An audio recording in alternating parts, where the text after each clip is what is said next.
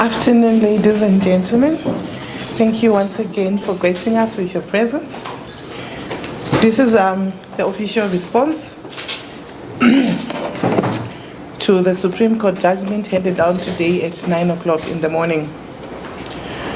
We have noted the decision of the Supreme Court of Zimbabwe, which dismissed, without proffering any reasons, the appeal by President Xavier Kasukwere on the basis that it lacks merit. Regrettably and unfortunately, the court failed to deliver reasons of coming up with such a conclusion in a matter where millions of Zimbabweans were awaiting the results and have an interest in knowing what led to the court's decision. The court delivered a bare judgment with a promise to deliver reasons in the future. It is a sad day for Zimbabwe. As stated earlier by counsel for President Xavier Kasukwere, the country faces a constitutional crisis. The Supreme Court, in its judgment, has surely abdicated its duties, its judicial function, and as such, the legal team has been instructed to approach the Constitutional Court to apply for direct access so that the Constitutional Court can review this decision. These processes, which are already in motion, are fortified by the deep-rooted desire to save our beloved country and state institutions from the brazen capture which is escalating to the extent of plunging the whole country into a constitutional and electoral crisis. What we have seen in the past few days, coupled with the High Court order from Lawayo, which also set aside the nomination of CCC candidates, we are seeing that this election is unique in its own way because it is being played out in the courtrooms.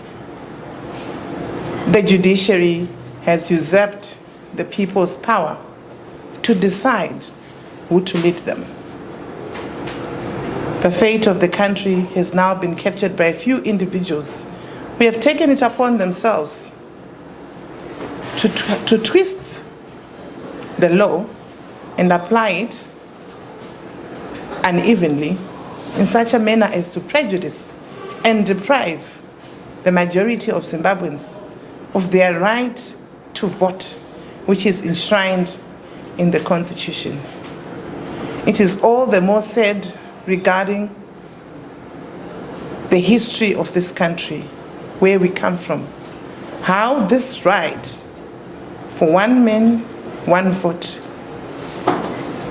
was attained through the blood of the many sons and daughters of our nation who died in the bushes, who died outside of the country, to ensure that each and every one of us is entitled to their vote. Yet today, a few individuals closed in judiciary clothes have taken it upon themselves to limit that right and to stifle the political space. This is indeed sad and regrettable. Whilst President Kafisukwere pursues his options to protect his own rights and the rights of his supporters and the rights of millions of Zimbabweans to have a say and a choice in determining who leads them, we wish to make it abundantly clear that the Zimbabwe Electoral Commission is legally bound to print the paper with President Kasukwere's name and face. We also take note of the fact that up to yesterday, or up to today at 9, the Commission could legitimately do so, but chose to wait and straddle and break timelines whilst they waited for this matter to be finalized. As there was no court order preventing the printing of the ballot with President Kasukwere's name on it, there was no reason for ZEC to wait. The timelines of the electoral process have been compromised and breached. Why were they waiting? The nation deserves to know. Are they working in collusion with the party in power?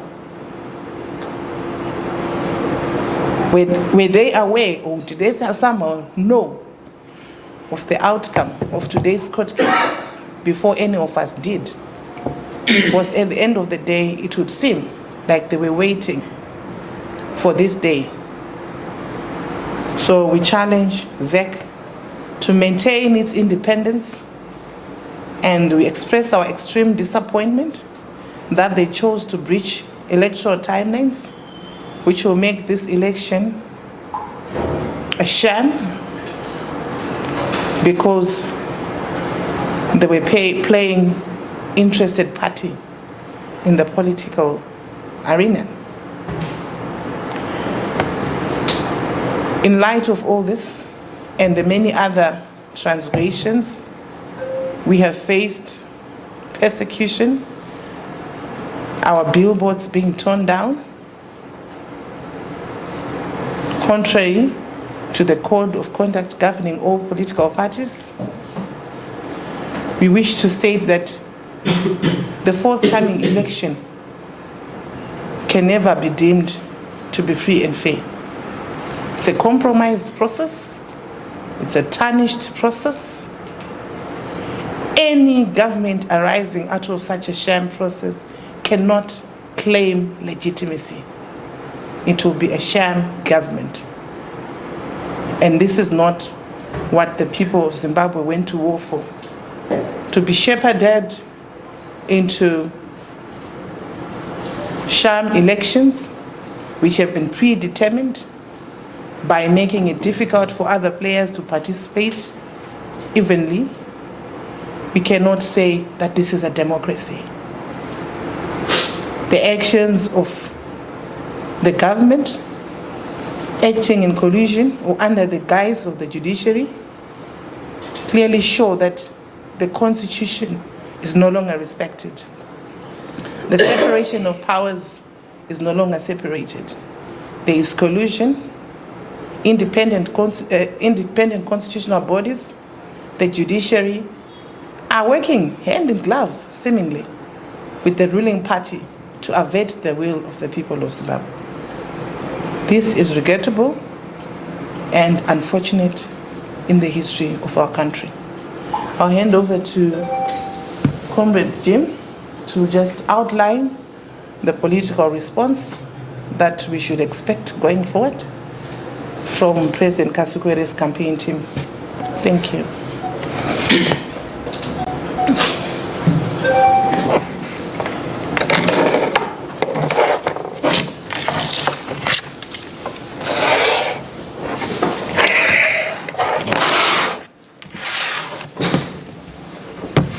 Good afternoon, ladies and gentlemen.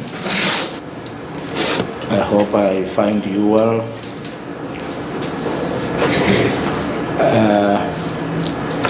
To me, it's not a sad day because of the outcome of the Supreme Court ruling against the appeal of our president, Xavier Kasukuwere. We are politicians, comrades. We will not be shaken by the ruling of the Supreme Court today. I would like to advise our campaigning teams across the country that we are continuing with our business as usual. Tyson is going to be on the ballot box, whether ED likes or not. We are going to push, we are going to do anything to make sure that our presidential candidate appears on the ballot paper come 23 August. There are issues that need a political solution. So we have changed the gear now. We are engaging into another level of politics. We don't care, we don't mind that E.D. Mnangagwa claims to be police, claims to be army, claims to be courts, judiciary, whatever. We are going to hand over our boards to him. If he's going to deal with us, let it be. What we want to see in Zimbabwe is democracy. He should not choose an opponent to contest with. He's just like Xavier Kasukuwere himself. So when somebody says, here I come, I want to be the president of Zimbabwe according to the constitution, ED should simply allow the processes to go smoothly. He should not interfere with the judiciary system. As you see, comrades, that already this election is a rigged election. Rigged by the courts. He is using the courts to send a signal that he is a winner already. Just imagine, by dismissing those 12 MPs from CCC, already ZANU-PF has pocketed 12 uncontested MPs, they have councillors, they have already senators. Now he comes again today, he says Tyson Xavier Kasukuwere should not contest an election. Why is he afraid of Xavier? There is Kasia Murde, he doesn't stay in Zimbabwe. Busha, he doesn't stay in Zimbabwe, but they are there on the list of those who want to contest for being presidents of Zimbabwe. Why only Xavier Kasukuwere? If that young boy, Lovedale, is claiming that his rights are being violated by Kasukuwere being on the ballot, what about myself? What about those who nominated their presidential candidates? Their rights are also being violated by ED himself. Why I'm saying it's ED, not Lovedale. It's just a trick that is being used by ED to send Lovedale to go and challenge the nomination of our presidential candidate. We are going to mobilize our people across 10 provinces, sooner the better. We are going to make this loud and clear that it's now high time we take the bull by its horns. If it means they are going to kill us, let it be. If they are going to arrest us, let it be. Jails are not meant for animals, they are meant for the people. So we are ready. We are going to make sure all our regional leaders across the country, our commissars, will be mobilizing for a very big event to follow. We will call you again here in few days, giving a signal to our comrades in different provinces for the next move that we are going to take. We will leave the legal team to take their own route. We as politicians, we are going to take our own route as politicians. The legal team will be doing their own legal ways. We will be doing our political way. So it's high time, comrades, we make sure that we whip this old guy, this old man to lie. He must know that Zimbabwe belongs to everyone, not to himself. We are all Zimbabweans. We are tired of being abused each and every time. He's the one who appoints judges. He's the one who appoints the commissioners of the police, the generals from the army and everything. And he is using that opportunity to abuse other Zimbabweans. Yes, he is the leader at the moment, but you should allow competition. Let people choose their best presidential candidate for the betterment of our country. So we are organizing a very big event that will take place in all the 10 provinces. We are not bringing people in Harare, but we are going to make sure that all the provinces on that day, they are going to gather at a certain place and demonstrate. Who hand over our petition to the relevant authorities. It's high time we come open, comrades, that our courts are captured. The judiciary system is captured. How do you really expect a judge, a learned person, just to come and say, your case is dismissed, and we will give you the reasons later? They were supposed to tell us the reasons why they have dismissed our case, our appeal. But they didn't, because they are not the ones who are preparing, or they are not the ones who have prepared that dismissal. It was prepared by other people there. So I think our knuckles are itching for a bare fight until to the end. We are not afraid of anyone else. We are Zimbabweans. We are allowed to demonstrate. We are allowed to show to the whole world that there is no democracy in our country. We can't breathe now. We have been suppressed by the oppressor. Smith was better than this. We are now having a black Smith in our country. So when they went to war themselves, they were fighting to have freedom. With that freedom. So we are not going to fold our hands, comrades. Expect us to act as politicians. Something is coming on board. We are going to mobilize our people. You know, there is something that is popping in my mind. Hanzi Tyson hana vanhu, but uri kumusha kuti apinde muring.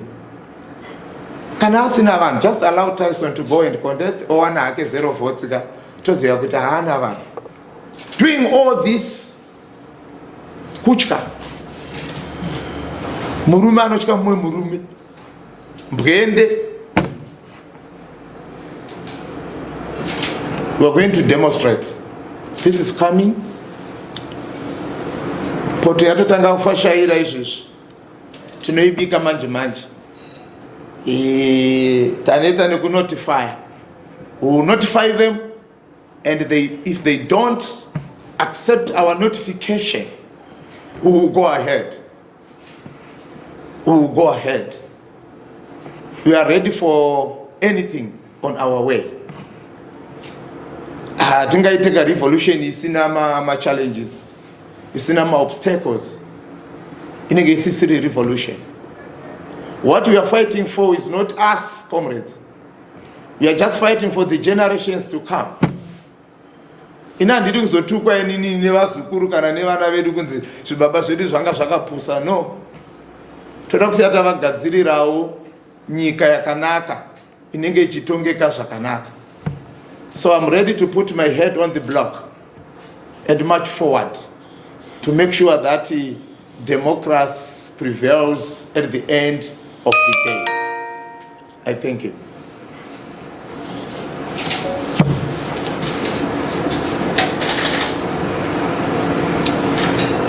Any questions? Yes. Okay, Efforton Secure SABC News. I have one I need clarity on. Ms. Jackie, you say that the process or this election process is a shame, and whatever outcome, no one can claim that the result will be legitimate.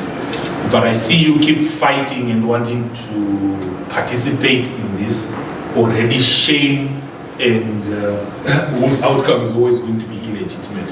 I just need you to explain to me why do you keep fighting when you actually have already discredited the process and the outcome. We are fighting for the people of Zimbabwe. We have no option but to keep fighting. Because remember when President Kasukwere threw his name in the ring, it was because there was a call from the people of Zimbabwe. We cannot let down the people of Zimbabwe because of one man. You will see that this election is unlike the previous elections, where disputes arise after the election day itself. Here we see that the president himself, using his proxies, the ruling party, using its proxies, is the one which has been approaching the courts and manipulating the court outcomes in their favor. But we have no option but to trudge on because the people have mandated us to do so. We are not fighting a battle for one man. We are fighting a battle for millions of Zimbabweans' right to choose a leader of their choice. That right is not limited or is not invested in the judiciary.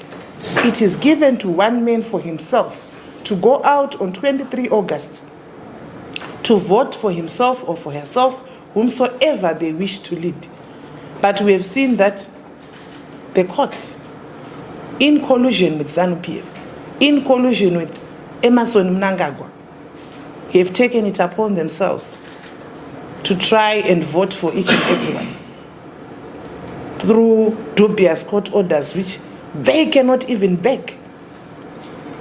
If that judgment had any reasoning, we would have been there for an hour with the judge reading out the reasons why they think that this appeal is lame. In 1 minute, they were out. This is not a judgment that should be accepted as a fair judgment. And in spite of all these challenges, we are saying we are battling on.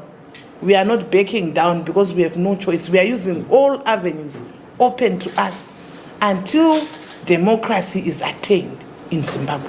Because what we have is not a democratic process.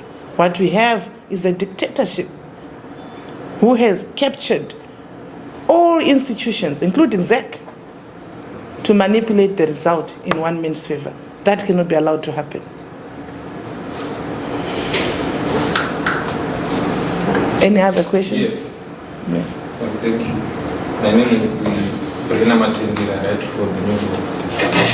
I would want to direct my question to my brother representing the campaign team. Is your candidate, will your candidate vote on 23 August? My brother is a registered voter. So no one is going to stop him from exercising his democratic right to vote. He will be in Zimbabwe to exercise his right to vote. So he's coming. Yes.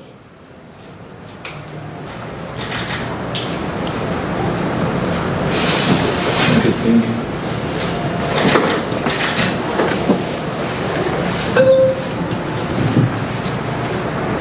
Any other question? Okay, if there are no other questions, I would like Nechichona Mutuzeo, Murukuti, Imimi Chicha Mchaita.